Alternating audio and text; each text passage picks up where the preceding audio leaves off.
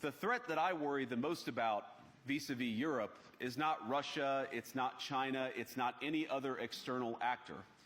And what I worry about is the threat from within, the retreat of Europe from some of its most fundamental values, values shared with the United States of America. Now, I was struck that a former European commissioner went on television recently and sounded delighted that the Romanian government had just annulled an entire election. He warned that if things don't go to plan, the very same thing could happen in Germany too. Now, these cavalier statements are shocking to American ears. For years, we've been told that everything we fund and support is in the name of our shared democratic values. Everything from our Ukraine policy to digital censorship is billed as a defense of democracy. But when we see European courts canceling elections and senior officials threatening to cancel others, we ought to ask whether we're holding ourselves to an appropriately high standard. And I say ourselves because I fundamentally believe that we are on the same team. We must do more than talk about democratic values, we must live them. Now, within living memory of many of you in this room, the Cold War positioned defenders of democracy against much more tyrannical forces on this continent. And consider the side in that fight that censored dissidents, that closed churches, that canceled elections. Were they the good guys? Certainly not. And thank God they lost the Cold War. They lost because they neither valued nor respected all of the extraordinary blessings of liberty. The freedom to surprise, to make mistakes, to invent, to build. As it turns out, you can't mandate innovation or creativity, just as you can't force people what to think, what to feel, or what to believe. And we believe those things are certainly connected.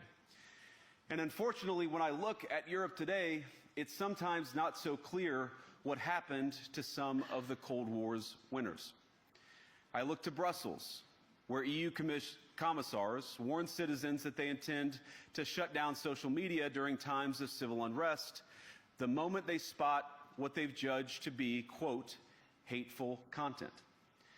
Or to this very country, where police have carried out raids against citizens suspected of posting anti-feminist comments online as part of, quote, combating misogyny on the internet, a day of action.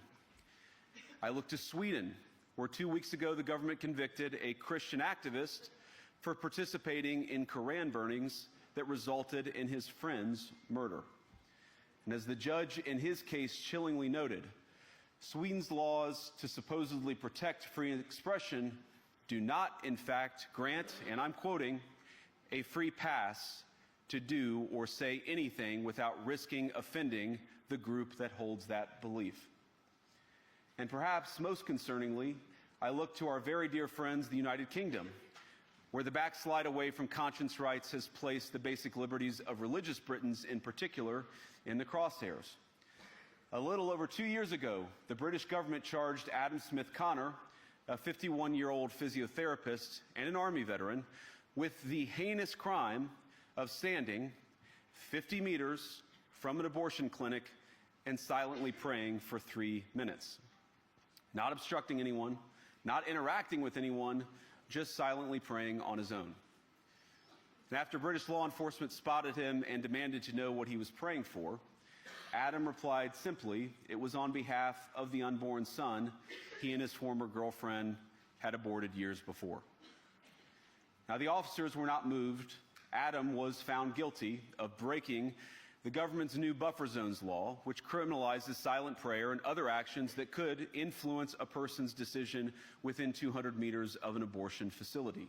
He was sentenced to pay thousands of pounds in legal costs to the prosecution.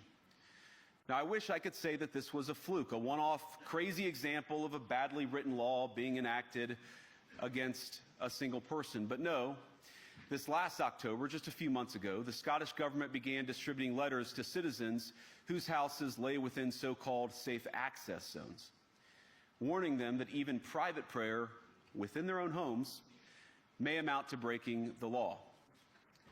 Naturally, the government urged readers to report any fellow citizen suspected guilty of thought crime. In Britain and across Europe, free speech, I fear, is in retreat.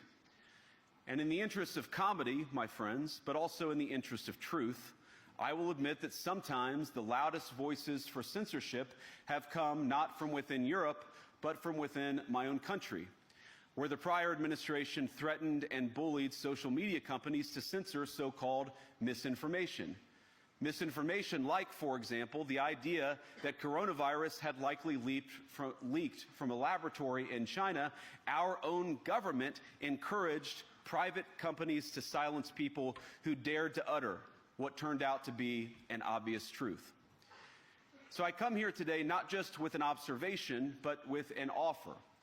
And just as the Biden administration seemed desperate to silence people for speaking their minds, so the Trump administration will do precisely the opposite, and I hope that we can work together on that. In Washington, there is a new sheriff in town, and under Donald Trump's leadership, we may disagree with your views, but we will fight to defend your right to offer it in the public square, agree or disagree.